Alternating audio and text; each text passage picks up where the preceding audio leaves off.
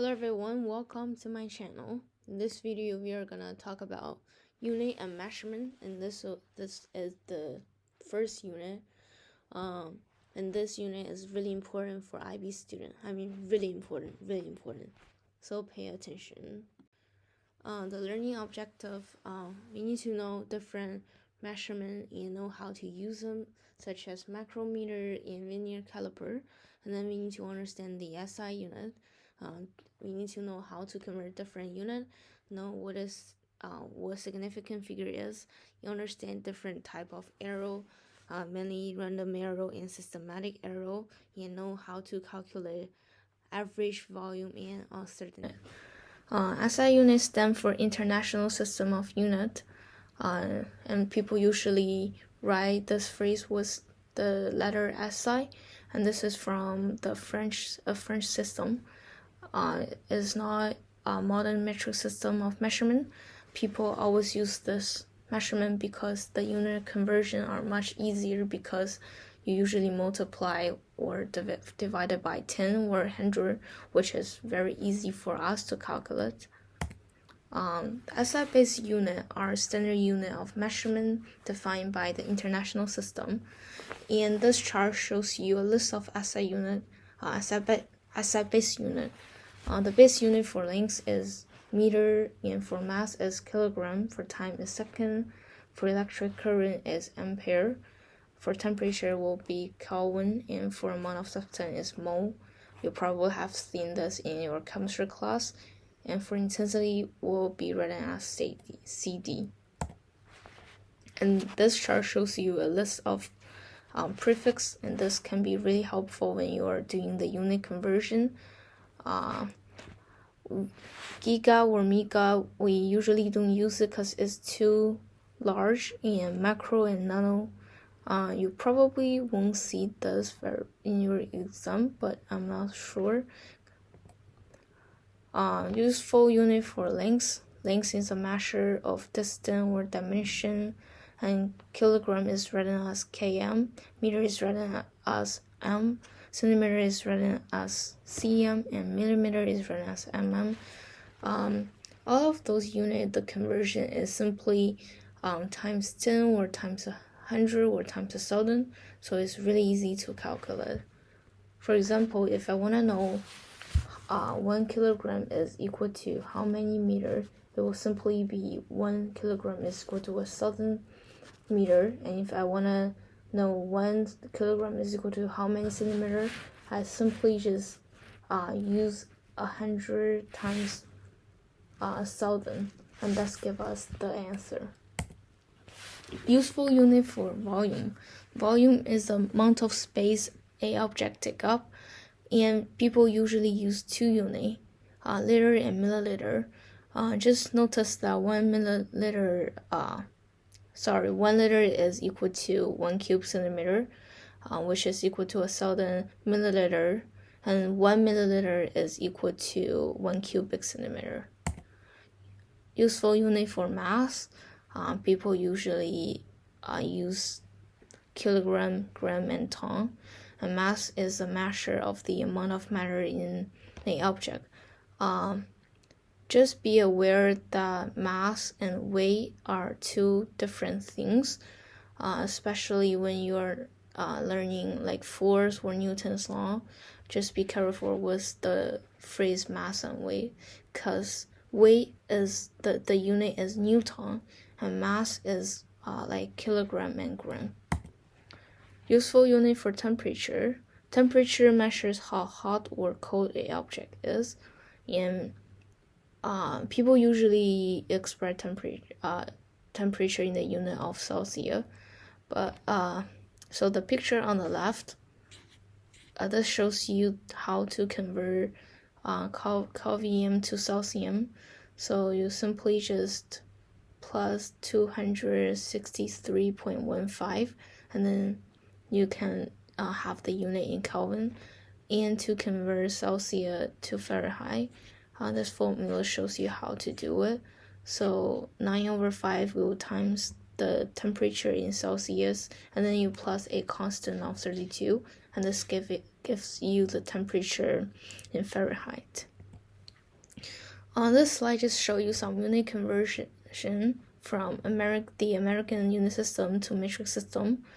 So 1 meter is equal to 39.3701 inches. This is a very specific conversion. You can just simplify the conversion to 1 meter is equal to like 39 inches or 39.37 inches. And 1 meter is also equal to 3.28094 feet. And this is also very specific, so just simplify the conversion to like 2 decimal places.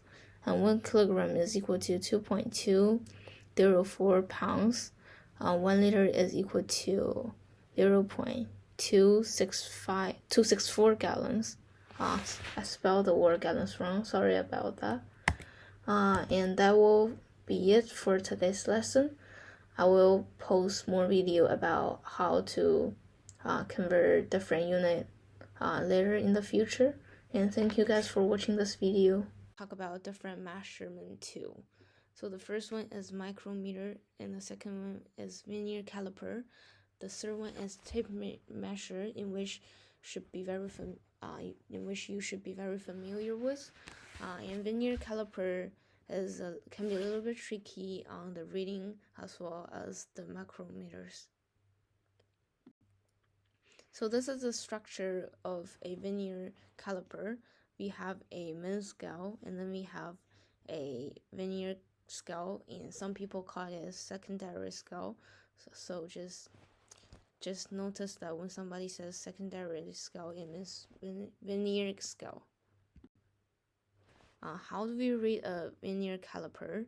The first thing is we need to read the main scale, and then we need to read the secondary scale measurement. Lastly, we need to add up the two measurements together.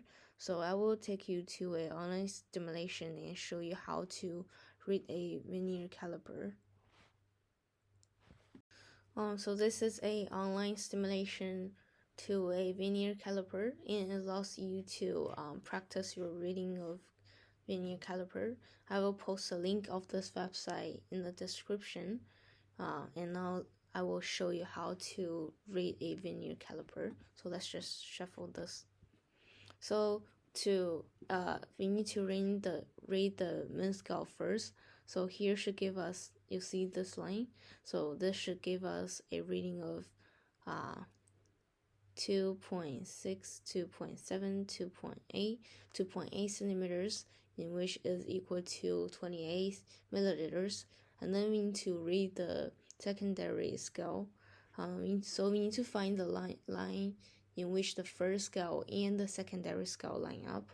So it probably is this line. And this is 4 milliliters. So add up the main scale and the secondary scale. The reading should give us 28.4 milliliters, I think. And let's check the answer. Yeah, you're right. Great. And then let's do another one. So read the main scale first. This should give us a 49 milliliters. And then we need to read the secondary scale. So let's find the perfect line. Where is it? Probably here. So this gives us I think this is this line, not this line, right? So this should give us 5 milliliters. So when we add up the two scales, it should give us 49.5 milliliters. Actually it's this line. Sorry guys. So let's do another one. So this coming up. So read the main scale first. This is 34 milliliters, and then find the perfect line. Is here, I think. This is 4 milliliters. So when we add up the two scale, it should give us the answer of 34.4 milliliters. And let's check the answer. Yeah, we are right. So this is how you read a vernier caliper. Now let's take a look at how to read a micrometers. So this is an online simulation as well, and I will post the link of the simulation on the description later. So now let's take a look at how to read micrometers, and this is an online simulation as well. So I will post a link of this website in the description. So to read the micrometers, we need to read this part first. So the smallest precision of the simulation is 100 milliliters, meaning that here this part, the precision is 0.5 milliliters. So here this line will be 1 milliliters, 2 milliliters, 3 milliliters, and 4 milliliters. And then we need to read this part.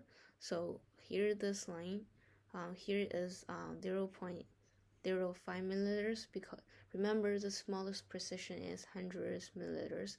So here is 0.05 milliliters, and here will be 0.06 milliliters, and here will be 0.07 milliliters. And when you add up the two readings, the reading should be 4.007 milliliters, and let's check the answer. Yeah, it's 4.07 milliliters. So let's track this and change a little bit. I think we can see the answer. Let's do it again. So we need to read this part first. So 1 milliliters, 2 milliliters, 3 milliliters, and 4 milliliters. And then we need to read this part. So this gives us 0.25 milliliters, and then here 0.26, 0.27. So the reading should be 4.27 milliliters, I think. And let's check the answer. Yeah, you're right. And then let's do the last one. Track. So let's read this part first. So 1, 2, 3, 4. So this is 4 milliliters. Just notice that here has another line.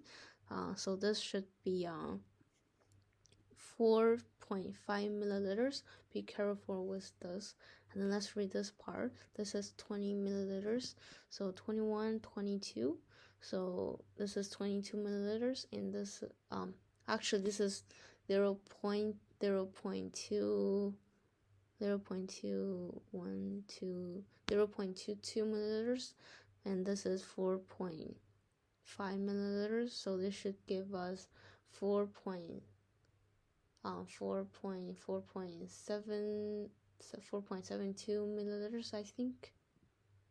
Yeah, you're right. So this is how we read a micrometers. Significant figures. So significant figure is a number of digits used to express a number carries information about how precise the number is known. So let's see how we count on significant numbers. So the first number is 786, and it has 3 significant figures because it's an integer and there's no zero at the end of the number. So both 7, 8, and 6 are significant figures. So it has 3 significant digits. And read this number as in scientific notation way, it will be 7.86 times 10 to the second power. And then the last number has only 3 significant digits because it has 3 zeros at the end. So just notice that for integer, 0 at the end does not count as a significant digit because the number can be possibly round up, meaning that the 0 is not really reliable for us to count that as a significant digit. So if I say the number is 8599999.99999, it has infinity 9, I can still round up the number to 859000. So the 0 is not really reliable, and that's why the number has only 3 significant digits. and the third number is 100. 100 also only has one significant digit because significant figures because 0 does not count, right? So remember that. So the next number has some decimal places, and it has 4 digit. The 0 at the end count, but those 0 in the front does not count. Lastly is a number written in scientific notation, and it has 6 significant digits because both A3, A4, A5, they are significant digits. So now let's take a look at uncertainty and error. So there's mainly 2 types of uncertainty, systematic and random error. Systematic is consistent and it's a consistent error. So for example, if you use a ruler to measure the length of the book, the ruler itself may contain some uncertainty, and the uncertainty is consistent. And this is an example of systematic error. The second type is random error. So random error is error caused by unknown and unpredictable change in the experiment, and this change may occur in the measuring instrument or in the environmental conditions. So for example, if you want to record the amount of time for a student to run 100 meters, you might start the timer a little bit earlier or a little bit later, and this cause some inaccuracy in the result, and this is a random error because it's human error. So how do we make sure the accuracy of result and reduce random error? The first thing you can do is do a multiple trial of experiment. That's why when you are doing a lab report, you probably have a lot of data because you wanna try to reduce the impact of random error, and then you usually take an average volume of multiple trials of data to get a more precise, more accurate estimate of the result. And then in experiment, you need to include uncertainty as well. So when you are measuring something, there's usually a reading uncertainty, and reading uncertainty is equal to half of its smallest precision, and precision refers to the closeness of 2 or more measurements to each other. So reading uncertainty is always written in the way of best estimate plus or minus uncertainty. So, and just be careful that you always have to run the experimental measurement or the result to the same decimal places as the uncertainty. So if I say 54.6 milliliters plus or minus 0.05 milliliter is not correct because the uncertainty has 2 decimal places and the best estimate only has 1 decimal places. So I have to change the result to 54.60 milliliters plus or minus 0.05 milliliter, and that will be the correct answer.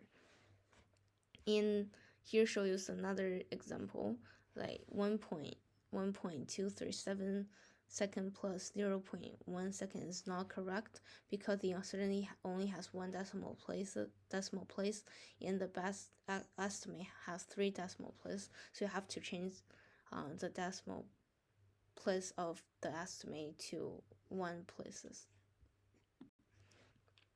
So this is a reading uncertainty example. So the picture on the left shows you the volume of a blue liquid, and the reading of the liquid is somewhere between 165 and 200 milliliters. So the smallest precision is 25 milliliters. So the uncertainty will be equal to 1/2 of the smallest precision. So we just use 25 divided by 2 is equal to 12.25 milliliters, and this will be the uncertainty for this problem. And then we need to take the average volume of the liquid. So the average volume will be equal to 175 plus 200 divided by 2, which give us 187.50 milliliters. And then we need to include the uncertainty as well. So the reading will be 186 milliliters plus or minus 12.24 milliliters. And that will be the final answer for this problem. So this is a uncertainty table. Usually ruler has a uncertainty of 0.05 milliliters, and vernier caliper has a uncertainty of 0.05 milliliters as well. Micrometer usually has a uncertainty of 0.0005 milliliters, but just be careful. The uncertainty may change depends on your measurement too. This table just shows you the frequent situation, but still be careful when you are measuring something. So now we are going to talk about accuracy and precision. So accuracy is how close your volume, the actual volume, is to the true volume or the theoretical volume, and precision is how close to measurement is. So the picture on the left shows you the difference between accuracy and precision. So this picture, the picture on the left up corner, has both high accuracy and precision, and the picture on the left bottom corner it only has a high accuracy but low precision. And then this picture, the picture on the right corner, has a low accuracy and high precision, because you can see like all those black dots, they are very close to each other, so meaning that they have a very high precision. In the picture on the right bottom corner, this has a low accuracy and low precision, because like the all black dots are spreading out, meaning they have a low precision and they are not very concentrated on the centers, so they also have a very low accuracy. So now let's take a look of how to calculate average volume and uncertainty. So average volume is also known as mean volume and is equal to sum of all terms divided by number of terms. And uncertainty is equal to the maximum volume minus the minimum volume divided by 2. So let's take a look at an example. So assume you measure the length of a string and you measure it for 10 times, and you list the volume on a table, and this is the volume of your measurement, and then the average volume will be the sum of the term divided by the number of terms. So we have 10 volumes, so we divided by 10, and then the average volume will be equal to 169.8 centimeters. And then we need to calculate the uncertainty. So uncertainty is equal to the maximum volume, 195, minus the minimum volume, 124, and then divided by 2, which give us 35.5 centimeters, and then the result will be written as 169.8 centimeters plus or minus 35.5 centimeters. So this is another example. I know there's a lot of data, but just try to calculate them so that you can have a really solid understanding of uncertainty. So this table shows you some pressure, and try to calculate the average volume and the uncertainty. So pause the video and calculate them first by yourself. Alright, so now I'm going to go through the answer. So in order to find the uncertainty, I need to know the maximum pressure first, and then I need to know the minimum pressure, and then I subtract the minimum pressure from the maximum pressure, and then divided by 2, in which give us the uncertainty, and then I will plus all the pressure together, and then divided by the number of term, which is 4, actually is 3, which give us a average pressure. So there's also different type of uncertainty. So there's a frictional uncertainty, percentage uncertainty, and the absolute uncertainty. So for the number 0.4 centimeters, this will be the absolute uncertainty, and the number 28.3 will be the best estimate. So absolute uncertainty over mean volume will be equal to the fractional uncertainty. So in this case is equal to 0.4 over 28.3, which give us 0.0140, and this will be the fractional uncertainty. So percentage uncertainty is equal to your fractional uncertainty times 100%. So in the case it gives us 1.40%.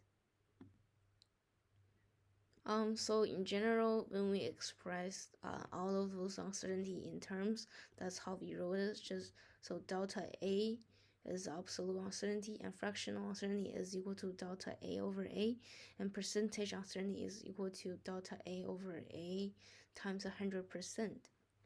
And A is the best estimate, and delta A is the uncertainty, actually the absolute uncertainty. So how do we calculate uncertainty? In this part, I will show is about the addition and subtraction. So I summarized them into calculate the estimate volume, and then plus or minus our uncertainty, absolute uncertainty. So for example, if A is equal to 3.56 plus or minus 0.23, and B is equal to 193.3534 plus or minus 2.24. How do we calculate A plus B? So just add up all the estimate volume and then calculate the absolute uncertainty. And for B minus A, same thing. You just calculate the estimate volume first. You subtract 3.56 from 193.34, and then you calculate the absolute uncertainty. Multiplication and division. I know this seems a little bit complicated, but it's actually not that hard. So let's assume Q is equal to A times B. So the delta Q over Q naught is equal to delta A over A naught plus delta B over B naught. So I will just do some examples so you guys can really understand what all of those letter means. The side of a rectangle is measured to be 2.5 centimeters plus or minus 0.1 centimeters, and B is equal to 5.0 centimeters plus or minus 0.1 centimeters. Find the area A of the rectangle. So pause the video and try this number first by yourself. So now I am going to go over the problem. So to find the area of the rectangle, we need to calculate the uncertainty of the area. So the first thing we need to do is we need to calculate the fractional uncertainty of A, which is equal to delta A over A naught. Delta A is the absolute uncertainty, and A naught is the estimate volume. So in this case is equal to 0.1 over 2.5, giving us 0.04, and then the fractional uncertainty of delta B is equal to 0.1 over 5.0, giving us 0.02, and then we need to calculate the fractional uncertainty of area. So you just plus the fractional uncertainty of A, and then plus the fractional uncertainty of A, and then plus the fractional uncertainty of B. so is equal to 0.04 plus 0.02, giving us 0.06. And now we need to calculate the area A0 of the rectangle, which is equal to 12.5 square centimeters. And then to find the fractional uncertainty of A0, we will multiply 12.5 square centimeters by 0.06, which give us 0.75 square centimeters. So the final answer of this problem is 12.5 square centimeters plus or minus 0.75 centimeters. Square centimeters, I mean. Power and root. So if Q is equal to A to the B's power, then the delta Q over Q naught is equal to the absolute volume of, this should be the absolute volume of B times delta A over P A naught. And then if it's a square root, delta Q over Q naught will be equal to 1 over the absolute of N times delta A over A naught. The length of a simple pendulum L is increased by 4%. What is the fractional? I spelled the vocabulary wrong. What's a fractional increase in the pendulum's purity, giving that period is equal to 2 pi times the square root of L over G. G is a gravitational acceleration by Earth, is equal to 9.81 meters per second squared. So pause the video and try this problem by yourself first.